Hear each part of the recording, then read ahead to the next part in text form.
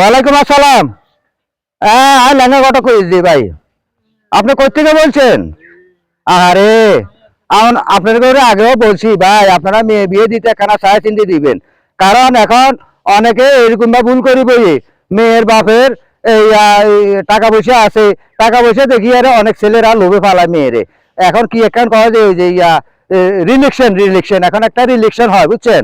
এদের ভিতরে একটা ভালোবাসা জোয়ায়, তো ভালোবাসা জোয়ায় আরে বিয়ে শাদী হয়, অথচ ছেলের কি আছে না আছে সেটা দেখে না।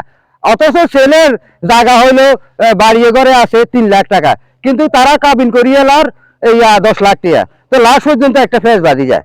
যখন ফেস বাজি যায় তখন গ্রামের সালিশ বইয়ে দেখে যে এত কিচ্ছু না, এত 3 লাখ টাকা জায়গা সম্পত্তি কি ঘর ঘর লাস্ট পর্যন্ত মামলা যায়। আচ্ছা ভাই শোনেন, মামলা গেলে জজ সাহেব কি কইব আপনার বাইবিটা বেশি আর আপনি টাকা দিয়ে এলাম?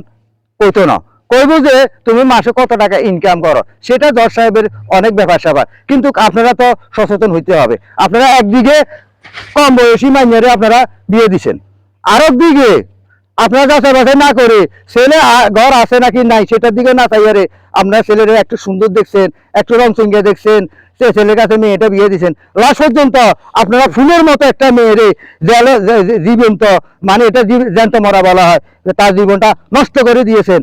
লাস্ট পর্যন্ত দেখা যায় যে এই মেয়েটার আর কোথাও বিয়ে শাদী হচ্ছে না। তাই সকলকে বলতে চাই, আপনারা মেয়ে বিয়ে দিতে আগে ছেলের যাচাই বাছাই করবে, ছেলের কি আছে না আছে।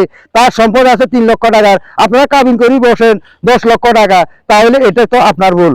আপনার ভুল, আপনারা এই ভুল যেন না হয়। কম বয়সে কোনো মেয়েকে বিয়ে দিবেন না, কারণ 18 বছর 20 বছর পূর্ণ হইতে হবে। আর ছেলে বিয়ে করাইতে 23 থেকে 24 বছর পূর্ণ হইতে হবে, সেরকম ছেলেরে বিয়ে করাইবেন।